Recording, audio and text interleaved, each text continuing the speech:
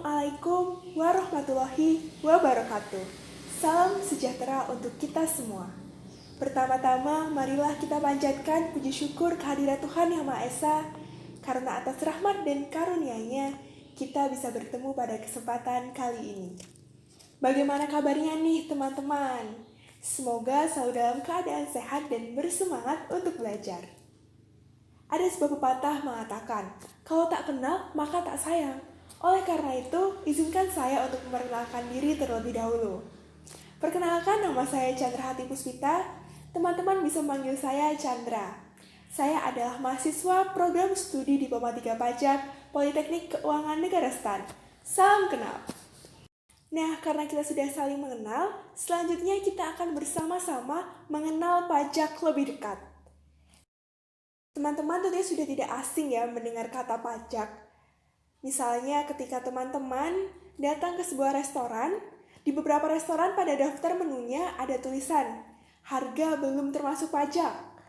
Atau mungkin ketika kita menonton kuis berhadiah di televisi, host akan berkata kepada pemenang kalau pajak ditanggung oleh pemenang. Kemudian teman-teman bertanya-tanya, memangnya apa sih definisi dari pajak? Apa manfaat yang diperoleh dari membayar pajak? Memangnya penting ya membayar pajak? Nah, oleh karena itu, pada kesempatan kali ini kita akan bersama-sama menemukan jawaban dari pertanyaan-pertanyaan tersebut. Kita mulai dari yang pertama, yaitu mengenai definisi pajak. Undang-Undang Perpajakan mendefinisikan pajak sebagai kontribusi wajib kepada negara yang terutang oleh orang pribadi atau badan yang bersifat memaksa berdasarkan undang-undang dengan tidak mendapatkan imbalan secara langsung dan digunakan untuk keperluan negara bagi sebesar-besarnya kemakmuran rakyat. Jadi teman-teman, pajak ini adalah sebuah iuran atau kontribusi yang dibayarkan kepada negara yang sifatnya wajib. Dan pajak juga memaksa karena dia memiliki aturan formal, yaitu diatur dalam undang-undang. Pembayar pajak setelah menyetorkan pajaknya ke negara tidak serta-merta langsung menerima manfaatnya, melainkan uang pajak yang mereka bayarkan akan dihimpun oleh negara dan nantinya akan dipergunakan untuk berbagai program yang akan meningkatkan kesejahteraan rakyat. Apabila manfaat dari membayar pajak itu tidak bisa diberikan secara langsung, lalu bagaimana wajib pajak merasakan manfaat atas pajak yang mereka bayarkan? Atas setiap pajak yang mereka bayarkan akan dialokasikan untuk berbagai kepentingan bersama. Contohnya, pajak akan dialokasikan untuk biaya pendidikan, sehingga teman-teman di seluruh Indonesia bisa bersekolah dan menikmati fasilitas pendidikan yang ada di sekolah teman-teman. Contoh yang kedua adalah pembangunan infrastruktur. Infrastruktur itu contohnya seperti jalan dan jembatan.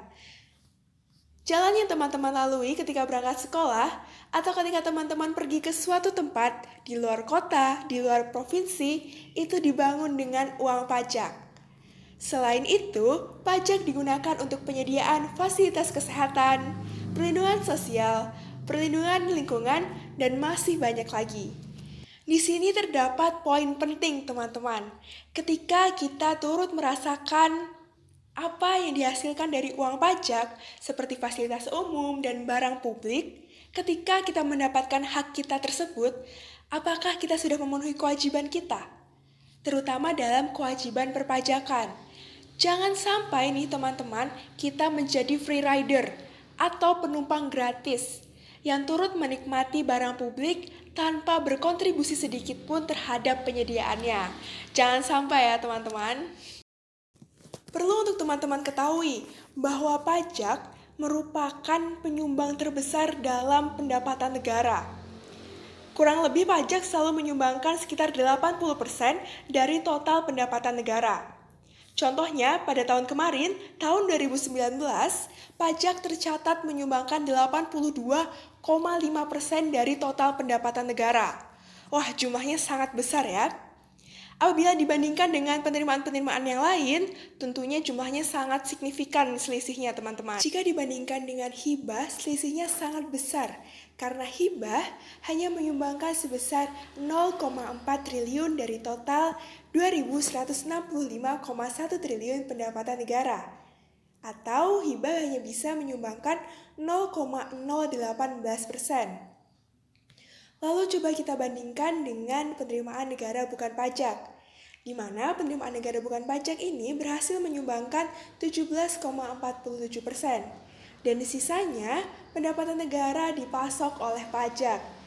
Oleh karena itu, bisa kita simpulkan bahwa pajak merupakan penopang utama dan sumber pendapatan utama dari APBN kita. Berkaitan dengan pentingnya pajak dan besarnya manfaat pajak, ada satu hal yang sangat disayangkan, yaitu penerimaan pajak yang belum bisa tercapai dari tahun ke tahun. Wah, padahal pajak memiliki peran yang sangat penting ya bagi negara ini. Mengapa bisa terjadi demikian? Kunci utama dalam penerimaan pajak adalah kepatuhan wajib pajaknya. Ketika wajib pajaknya tidak patuh, mereka tidak membayar pajak, tentunya penerimaan pajak tidak optimal. Bagaimana cara mengoptimalkannya? Cara yang pertama dimulai dari memberikan pemahaman perpajakan. Mulai dari definisinya, manfaatnya, hingga seberapa penting atau seberapa urgent pajak terhadap penerimaan negara. Diharapkan dengan begitu muncul kesadaran dalam diri wajib pajak untuk memenuhi kewajiban perpajakannya, sehingga mereka menjadi wajib pajak yang patuh. Seperti yang sedang kita lakukan sekarang teman-teman, ini merupakan salah satu upaya untuk memberikan pemahaman mengenai perpajakan. Dan diharapkan setelah ini, teman-teman bisa menyebarluaskan informasi mengenai perpajakan kepada orang-orang di sekitar teman-teman. Dengan begitu, diharapkan mereka juga memiliki kesadaran untuk membayar pajak dan bisa meningkatkan penerimaan pajak karena mereka memenuhi kepatuhan untuk membayar pajaknya. Berdasarkan pembahasan kita pada hari ini, dapat kita simpulkan bahwa pajak merupakan tulang punggung negara. Oleh karena itu, mari bersama-sama membangun negeri ini dengan menjadi generasi muda yang sadar pajak dan taat untuk membayar pajak. Nah, kiranya begitu teman-teman gambaran mengenai pajak dan pentingnya pajak untuk negara ini. Sekian pembahasan kita pada hari ini. Mohon maaf apabila terdapat kesalahan dan kekurangan. Sampai jumpa di lain kesempatan. Semoga pembahasan kita bermanfaat bagi orang-orang di sekitar kita dan juga bagi negara Indonesia. Kita tutup dengan pantun. Aura kasih pergi ke batu. Terima kasih. Wassalamualaikum warahmatullahi wabarakatuh.